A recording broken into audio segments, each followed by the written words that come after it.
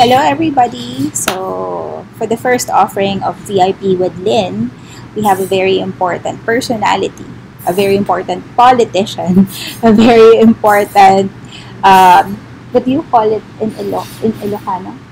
The term of endearment in Ilocano. I'm Is not it so sure. palangga or something? No, it's not. It's not. Uh, The very, Kailian? yeah. Kababayan? Yes, basta a very important person. So we have Governor Imee Marcos with us, Hi, joining hi, us good for the morning. first installment of VIP with Lynn. So, Gov, we'll start with, So we're on YouTube. Okay. yes. We'll So, start with intriguing past. What I'm gonna do is I'm gonna show you old pictures of yourself, oh dear, and yeah. I was a then very nerdy kid. But I'm you wearing high heels in bed. I don't know, this is a crazy picture. tell us more about this picture. Yeah, I'm So, not so certain where this was taken. It's probably taken in my room in Malacanang. So I had lots of big fat books. I don't know. Looks like I'm studying for law school. So how yeah, young were with high you? heels. I can't remember. Yeah, I can't recall. This one. Yeah, There's I a was a story behind this Jane one. Fonda. That's a Jane Fonda era. I was like a crazy aerobic person. I used to run long distance, so I had to get some strength training in as well. So where was this taken? In the US or in the No, it's probably Philippines? in Malacanang as well. I'm not so sure. Or with Dr. Meki, I remember making all these experiments. It's quite fun. Mahilig ako noon kasi sa kwan sa long distance running. It's the only sport I could do because you just put one foot in front of the other. I'm not the most coordinated When was the person. last time you ran? Oh, years and years because my knees went to hell after Mm. so many pregnancies.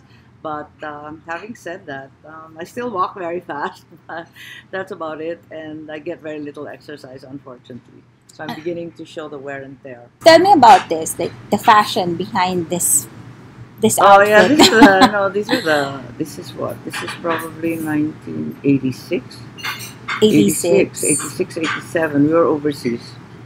Yeah, right after EDSA. right after it. So pads were the rage during that time, Yeah, the no? shoulder pads were all in, and I think they're coming back a little bit.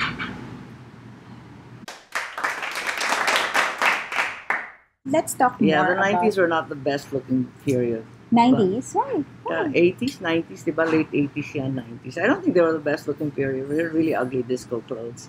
And the And then shoulder the pads were a bit deforming, and then with this crazy hair. hairstyle, So, yes. having said that, I still have crazy hair today. So, but it's the bane of women politicians. You study policy, and in the end, the media only covers the fact that you're having a bad hair day. It's just how it works. Really? Okay, so Gov, let's talk about your years in politics. Like, I mean, after EDSA, you led a very personal life, and then you came back into to politics. What prompted you to run? No, I think my years in politics started much earlier. I started with the Kabataan Yeah, Barangay. yeah. I was a youth leader. That's really my identity.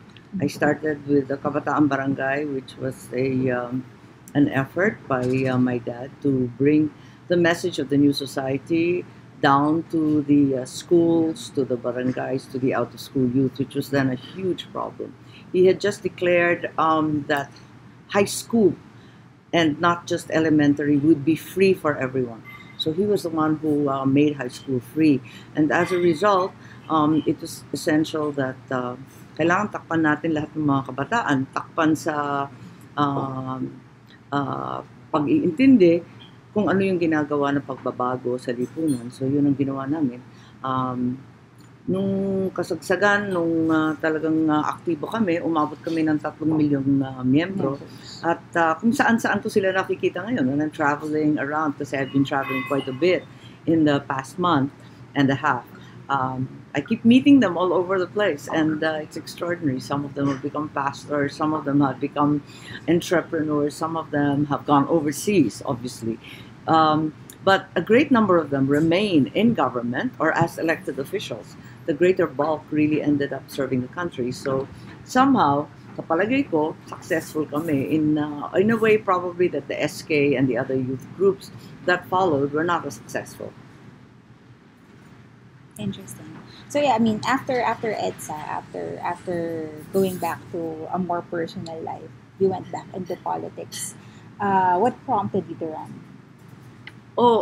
It was parang forced to good nun eh. Kasi si Bongbong tatakbo ng governor. And I was living in Singapore. I wasn't living here. And he couldn't find a candidate to cover the 2nd District of Ilocos Norte, which is my dad's district. So biglang tinaas na lang yung kamay ko, and out of the blue, I became the candidate for the 2nd District of Ilocos Norte congressman. So biglang bumalik ako sa politika.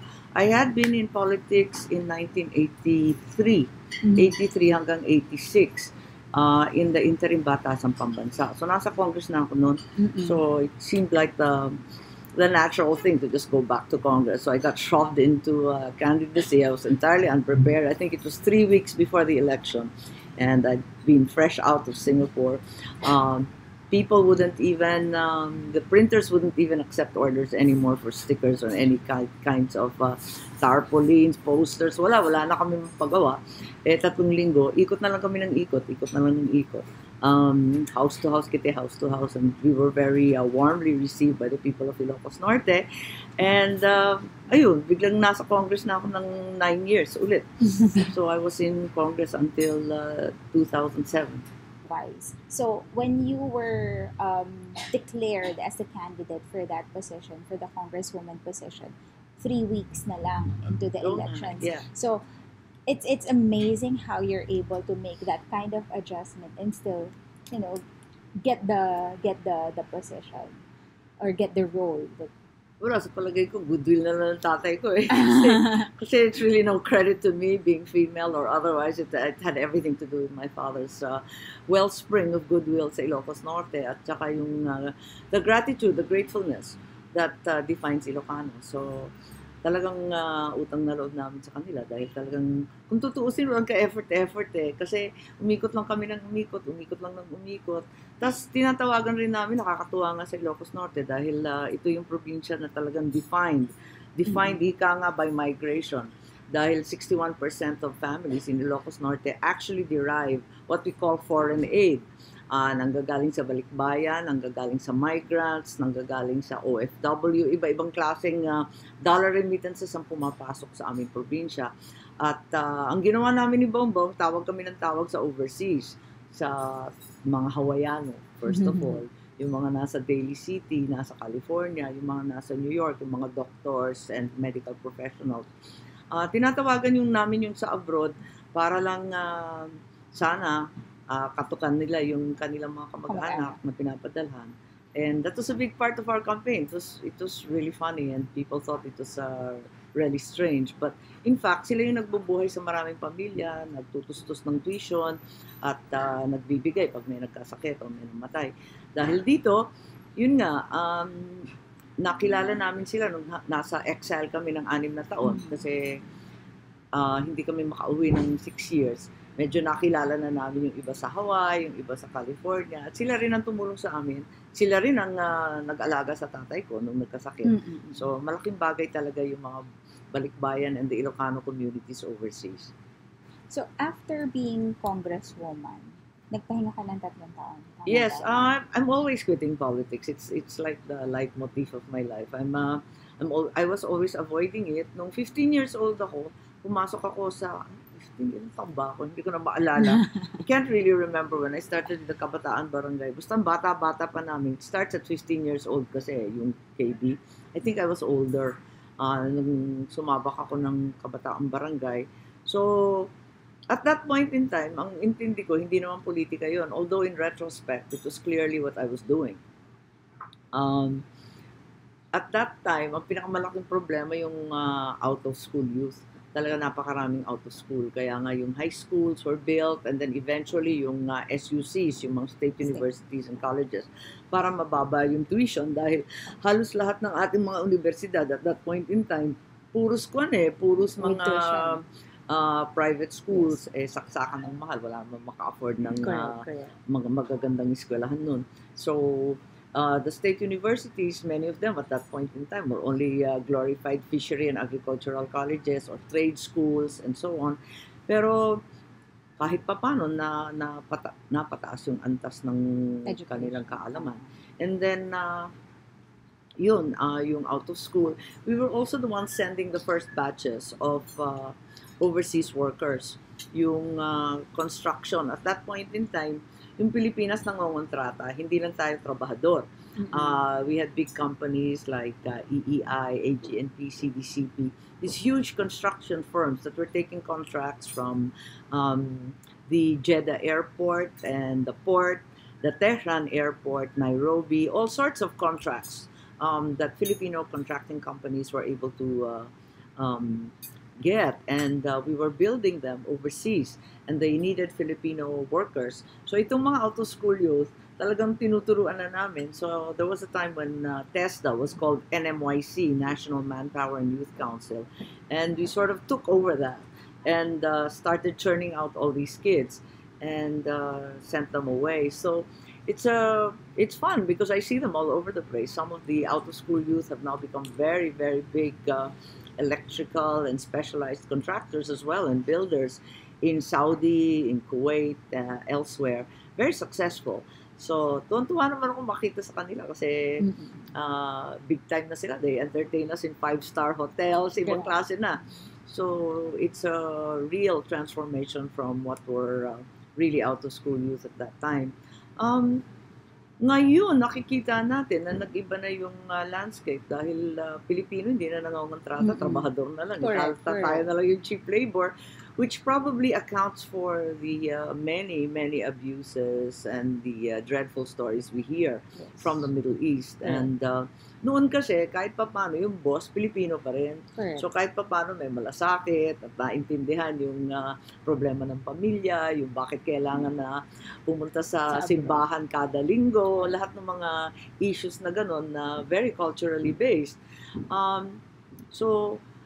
Nag-iba talaga ngayon eh. Nung pumunta kami ni Presidente Duterte last year sa Saudi, talagang nakakalunos-lunos talaga yung mga kwento nila. At sobrang lungkot yung pang-aapi na ginagawa. At parang dadalawang isip ka talaga kung is it worth it kapag ganun yung hirap na dinadanas nila. Sulit pa ba yung hirap na ganun? Interesting. You mentioned CDCP. My grandfather worked for CDCP. Ganun ba? Okay, yeah. Kasi nakarating siya ng Saudi. Nakarating ng Saudi. During that's the time na talagang nangungontrata yung Pilipino. Iba kasi nun eh. Kasi kahit pa paano, yung amo mo, nagkakaintindihan kayo. Ngayon talaga na masyadong great divide. Hindi talaga maintindihan kung anong nais gawin. So, yun. Mga kakaibahan nun at saka ngayon. When I went to Congress, kung ano-anong fina-file namin. Pero lagi akong opposition. Siguro, nung time lang ni ERAP na hindi ako opposition. Opposition ako nung time ni GMA. Opposition na naman ako nung time ni Pinoy. So, although magkasama kami sa opposition nung GMA time sa Congress, kabatch ko siya si Noy Noy. And then, naging administrasyon na lang kami ngayon kay Presidente Duterte. Parating lang kami opposition. Ewan ko ba bakit. Interesting stories. Teka, Gov, I have a question for you. You mentioned yung difference nung noon sa ngayon.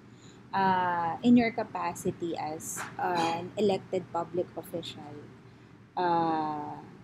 ano yung tingin mo na dapat ginagawa ng mga mambabatas? Kasi ako personally, and this is my vlog. This is my personal opinion. I'm not sharing any political affiliation with anybody. In my opinion kasi nasasayangan ako dun sa mga unlimited na hearing in the aid of legislation. I want to see actual bills being filed. So being a seasoned politician at that, and now an elected public official, what do you think these elected officials should be doing, especially sa Congress, sa Senate? What mahirap mag-comment kasi binabakbakan din ako ng Kongreso. As you know, we've had hearings again. They've started up again. Napakahirap naman pag ginagamit yung Kongreso as an instrument or a tool for their own local opposition. Pag may local opposition sila, ginagamit nila sa pag-iimbestiga. Ang bigat naman ng gano'n. Ang lupit at hindi yun ang klase ng Kongreso na naintindihan ko. Nung nasa Congress kami, nag-e-effort naman kami na kahit pa paano makatulong sa tao. At siguro marami pa rin mambabatas na gano'n. Sa palagay ko, gano'n naman talaga ang dapat na trabaho natin. Higit sa lahat, itulak yung boss mo, no?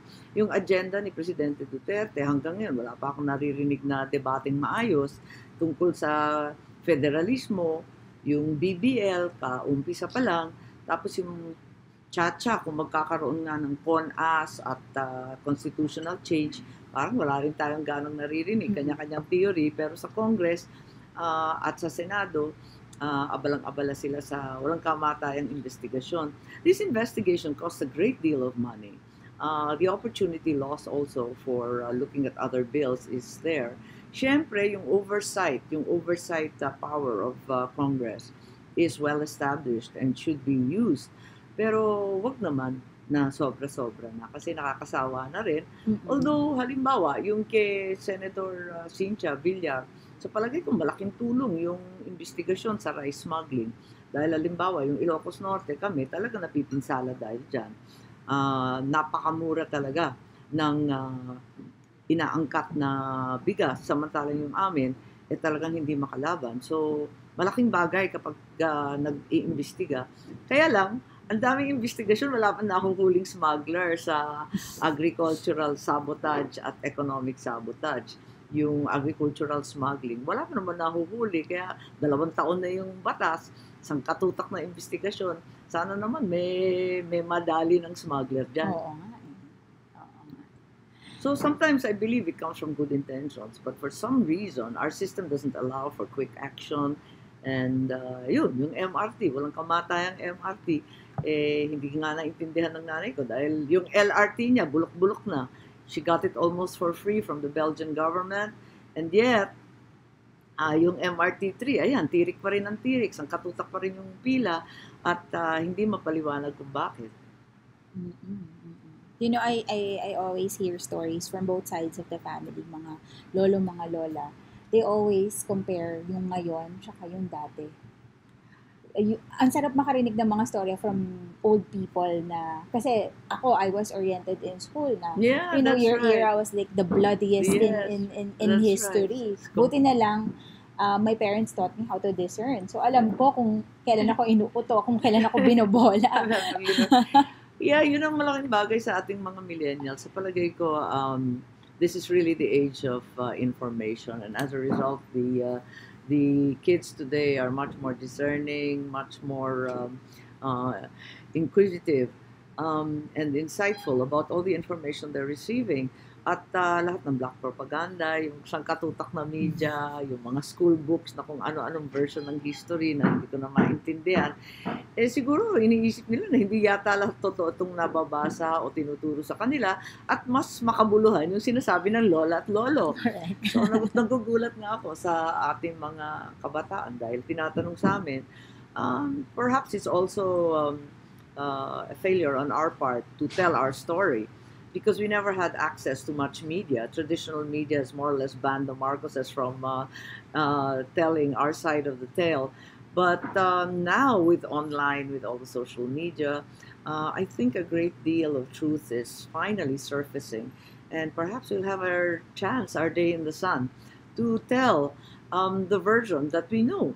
What we knew really happened, those who really participated in the policy making, in the infrastructure building, in the agriculture, exportation of rice, all the efforts to bring prices down, kaya parang hindi na nagbago yung 8 pesos per ganta yung bigas nung panahon na yon. All these things that I think to some degree or other were successful in abating and improving the lives of Filipinos. No, ako, actually, on a very basic level, yung mga kalye, yung bigas, correct. nagkaroon ng eskwelahan na elementary school, naglibre yung high school, things na kung iisipin, kahit alisin mo, kahit sabihin mo masama yung tao, ganyan-ganyan, at the end of the day, nakatulong pa rin Correct. At saka hanggang ngayon, halimbawa, galing ako sa Mindanao, yung mga kalsada na pinatayo ng tatay ko, yung rural electrification dahil walang ilaw noon sa mga bukid talagang hindi umabot yung ilaw lahat yun pinapakinabangan pa hanggang ngayon yan pa rin hindi naman gano'n nadagdagan yung ibang lugar malungkot nga sila hindi na nadagdagan yun na rin yun so kahit papano, I think these roads, bridges, Marcos-type school buildings, a lot of these things are really still there. Ang nakakatawa, minsan gumawa kami ng legal audit ng mga batas. I think, funnily enough, we're still under martial law in that sense. A lot of presidential decrees have not been amended, have not been repealed. There are probably about 4,000 presidential decrees altogether with the letters of issuances and so on. May 7,000 plus siguro kung bibilangin lahat ng legal issuances ng tatay ko. Kung minsan napapaisip ako mura kayo ng mura, bakit naman hindi nyo baguhin? Di ibig sabihin, hindi naman mali pala lahat ng ginawa niya. Yung 7,000 na yun, halos lahat, nandyan pa Yan pa rin ang ginagamit nating batas. Ayun, the funniest irony is, they say martial law is bad. Pero, nasa batas pa rin na the president can declare martial law. Yes, diba? Naturally. Pero makita natin yung constitutional power na binibigay tungkol sa martial law, ibang-iba na. Kaya pag hinahambing si Presidente Duterte sa tatay ko, palagay ko walang basehan. Dahil yung saligang batas, yung constitution natin is completely different now. It compels the president to go back to Congress for verification, for approval, and then 60 days lang iniklian. Correct. And yun, tapos dinadala sa Supreme Court katulad ng dati. So, naiba talaga. So, meron nga sinabi minsan, nagbibitaw ng salita si Presidente Duterte na hindi na niya kailangan magdeklara pa ng martial law kasi wala namang kaibhan. In that sense, it's a much more diluted, sabi nga nung iba, emasculated power kung ikukumpara sa dati at ikukumpara sa American provisions upon which ours were based. Insightful. Now, let's play a game. One word. I'm not very good at this, but okay. So I'm gonna say one name or one place, and then the first thing that comes to mind, just one word. Ready? Okay. Lenny. Bongbong. Siyempre. Next, Dengbaksha. Kaasar. Martial law. Mindanao. Imelda. My mom. I don't know. It's so predictable. Girl power. Oh, Kini-Kini. That's the parade we have on Women's Day in Ilocos Norte. It literally translates into kembot. We all wear high heels and walk. It's very fun. Kailan nag-start yan? Yung tradition na yan? I can't remember. I think siguro nakakalimang taon na kami. So it started with you? Yeah, it started with me. It was fun. And you know these terrible defense that they make that these guys always say when there's an accusation of rape or domestic violence or all these crimes against chastity. They always say she was asking for it. Oh, yeah. And I really, really hate that. And it should stop. And so we have a right to wear high heels and look good without being harmed. Oo, without being objectified. Yun yung actually campaign ng na International Women's Day Foundation, whereby ang hashtag for this year is Press for Change, and then they also added the hashtag #MeToo and then hashtag Times Up. Kasi nga, it's always victim blaming, victim shaming, yung parang, she was asking na mabastos siya by wearing something like that. So, I think it's good that locally and internationally, we're getting a lot of exposure in that sense, whereby a lot of women are standing up. A lot of women are standing up to abuse. Yeah, but we needed Hollywood to get it done. It's pathetic. But, I mean, sige, I want to go back to the time that you were a congresswoman. Were there any bills that you filed championing or advocating? Yeah, we were all co-authors sa sexual harassment, sa domestic violence. Oo, kasama kami doon. And more importantly, siguro yung bills tungkol sa mga teachers kasi they make the greater part of the government employees, all the standardization, salaries, And yung mga utang ng teacher na walang kamatayan, walang katapusan. Also, yung mga nursing, yung mga Magna Carta for health workers, all these stuff because syempre yung nurses natin at that point in time, caregiver tsaka nurse ang ina-export eh. At ano pa ba, yung mga sa kababaihan. Meron rin yung mga some form of affirmative action na we tried na magkaroon ng women representation at every level of government. May percentage na ina-assert. Pero hindi yata lumusot yun eh. Tapos, kung ano-ano, mga effort to show women in a new light, lalo na sa media, lalo na sa film, sa television. So, yun ang effort na hanggang ngayon kailangan i-push pa rin kasi kung minsan talaga magugulat ka na lang sa kung ano-anong ginagawa sa women and children as well. Gender parity. We were talking earlier, naniniwala ba kayo na at this age, at this time, equal ang treatment sa lalaki at sa babae where work is concerned, where salaries are concerned? Sa palagay ko, hindi talaga equal. Siyempre, sasabihin nila na pareho na. Kasi we keep congratulating ourselves and patting ourselves on the back that this is the most gender mainstreamed of the Asian societies. Siguro nga, ika-compare mo naman sa India, sa Pakistan, Diyos ko naman talaga naman, di hamak na mas okay yung mga Pilipina. Pero I still feel that there's a great divide between men and women dahil unang-una, yung sa issues ng migration, which syempre, no, I stand where I sit, and I sit in Ilocos Norte, and the big narrative there is migration. The feminization of labor, ang karamihan kasi ng pinapadala sa labas, babae pa rin. DH, nurse, teacher, kung ano-ano, puros kababaihan, konti lang yung seaman sa amin. So, ang ending is, walang mga nanay sa bahay.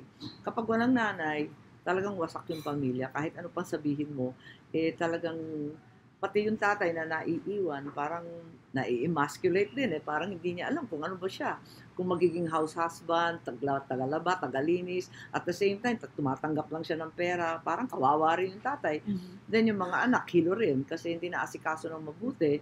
And yun, talagang hirap yung pamilya.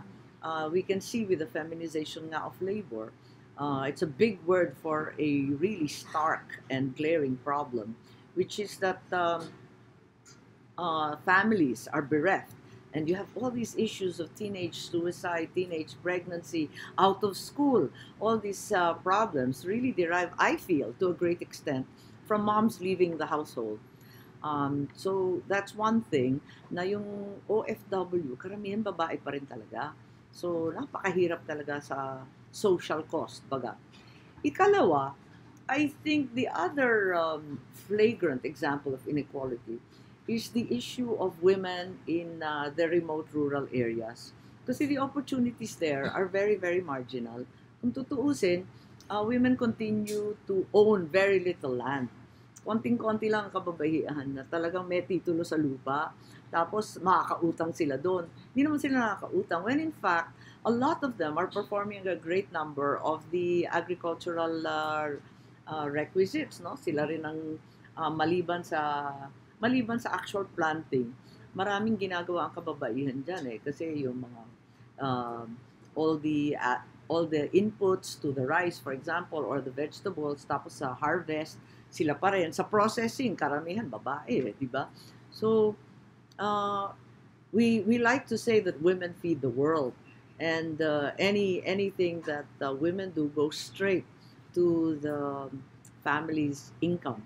Whereas perhaps with men, marami pa rin liwaliw, di ba? Pupunta pa sa tupada, pupunta pa sa kung saan-saan, maninigarilyo, bibili pa ng toma, kung ano-ano pang gagawin Pero yung kababaihan, kadalasan, talagang diretso sa pagkain ng bata, sa tuition, sa medisina ng lola at lolo.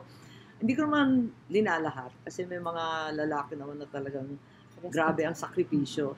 Pero sa kabila nun, sa kadalasan, mas marami talagang temptation ika nga sa male sex.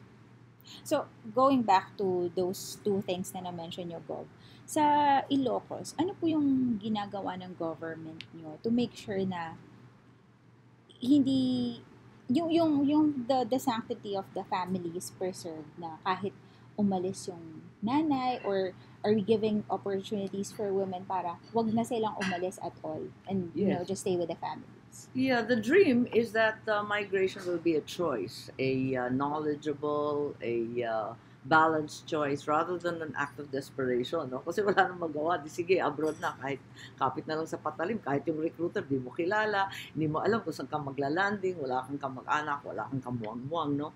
Uh, that's what we're trying to provide. So, naka-jackpot kami sa turismo eh. Hindi ko akalain na te-take off yung aming tourism campaign, pero we've steadily received quite a lot of tourists.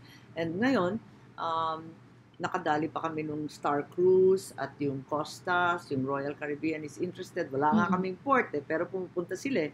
So that's really a big deal because every 5 days we're getting boats coming in from December to May pag maganda yung weather. Um, So, malaking bagay yung tourism kasi nga umaabot sila sa coastal. Lahat ng coastal medyo buhay. Problema ko yung nasa upland. Two-thirds of Ilocos is actually in the Cordillera. Problema pa rin yung upland. We're trying to bring the tourism into the mountains now because we have many areas like Solsona, Apayao, where the weather is really commensurate to Baguio without the traffic and the hassle. So, we're hoping na mabuksan yon so that rural, remote women communities can actually avail of this tourism. The real challenge is to bring work to the outliers like Ilocos Norte. And layo-layo namin from the urban centers. Pero nakadala rin kami ng mga call center, ng mga BPO. And they found that the Ilocanos are very, very adept. Actually, mas marami ang na-hire. Kumbaga, kung 5 lang sa Manila, ang ma-hire out of 100, na-hire sa amin mga 15. Wow. Because they're very well educated. Ilocanos like to study and in the beginning siguro medyo mas stubborn pero later on pag natuto naman magaling naman na empleyado, and because they're home, because they're not in Manila, they don't keep shifting. They're much more loyal to the job and they don't move. Unlike when they're in Manila, syempre, if there's a little bit of a race, they'll move na to the other company. Pero when they're home, they don't want to move, right? They're earning much more that way. They stay in their parents' house. So we've been able to bring a few jobs now back to Ilocos Norte. Construction is booming. There are a lot of projects, and transport is also booming. So I think in those areas, medyo nakakapagbigay na kami ng trabaho. Yung challenge ko nga, yung mga rural upland. Yan talaga medyo kailangan pa rin i-push yung SME kasi feeling ko hindi masyadong entrepreneurial ang Ilocano eh. Parang masyado kami risk averse. Kumbaga, ipon ng ipon, kuripot, ganon, syempre. Pero pagkatapos nun, di marami ng pera, titignan lang yung passbook, happy na. Pero in fact, dapat, you should make the money work for you. You should invest and you should do business. Pero parang wala pa dun sa level na yun. Pero may pera, at least, nagsisave. Malaking bagay na yun compared to the other Filipinos. So that's been the big challenge, how to make migration a choice, a measured choice. So, yun, bringing jobs to Ilocos Norte and at the same time, providing safety nets for those who are left behind. So, eto nga, the ones who are left behind, meron kami mga OFW family organizations. At the same time, pinaigting namin talaga yung mga youth group. Kasi, I think peer-to-peer counseling at the age of high school, sa high school and college level, is more effective di hamak kesa sa linelekturan o sinesermonan ng teacher or ng guidance or career counseling. So, yung youth group namin, yung CRIB, yung SICA, lahat ng grupo ng estudyante, grupo ng mga barangay leaders, parang nagte-take off siya at siyang nagka-counsel sa mga kabataang ligaw, kumbaga. So, bumaba na yung aming percentage sa drugs has become a middle-age problem dahil dyan. At it's no longer a largely youth affliction. Yung teenage suicide, kahit papano, bumaba na rin. Yung mga cyberbullying yan at kung ano-anong walang katuturan na dahilan eh. At yung teenage pregnancy remains a challenge. Talagang hirap kami dyan. Until today, it's a very, very high rate. Pero those support groups are helping the children of the OFWs.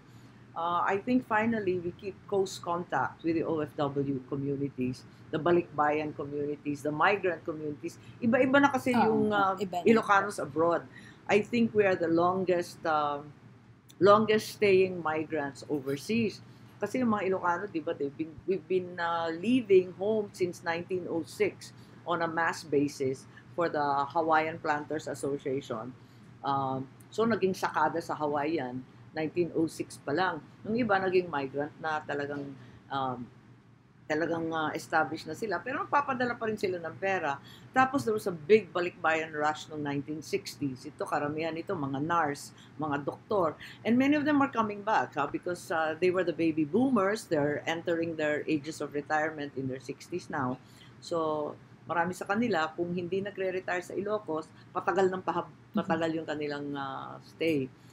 The last type, of course, is the OFW, as we know, and they go out on 2-year contracts and they keep renewing them. Some of the ones in Hong Kong have been there for 20, 30 years, nakapagpaaral na naglahat ng anak, at nakapagpatayo na ng bahay, pero gusto pa rin umuwi. So, Gov, let's talk about the future. This is your last term ba? That's correct, This yeah. is your That's last my term, last right? term. But yeah, I have no compulsion naman to run for office. There's life, as the GMA said, because it's her last term too. I heard the president and I said, "Oh, are you going to run, Madam President? Are you going to run for Senate, for something else?" Kasi last term na rin yung Congress. Then she said, "There's life after the presidency." And I believe that. I think there's life after office.